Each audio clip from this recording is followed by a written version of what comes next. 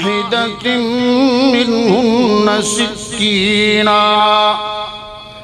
وقالت اخرج عليهن فلما رأينه أكبرنه وقطعن أيديهن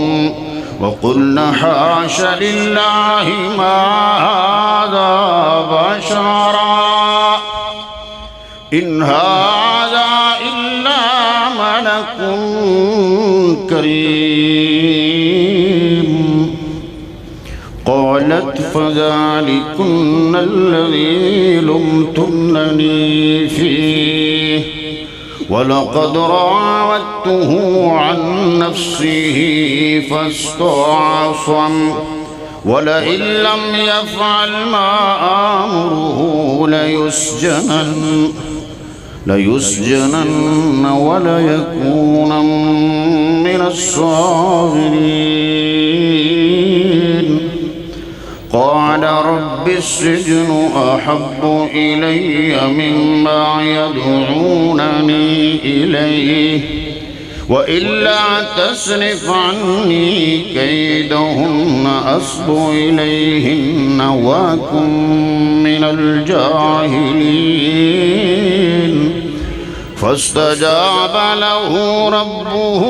فصرف عنه كيدهن إنه هو السميع العليم وقال تعالى في مقام آخر لقد جاءكم رسول من أنفسكم عزيز عليه ما عنتم حريص عليكم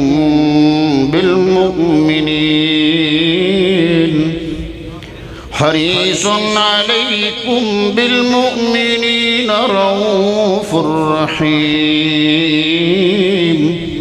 وإن تولوا فقل حسبي الله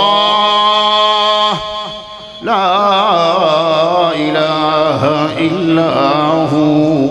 عليه توكلت وهو رب العرش العظيم صدقت يا رب العالمين.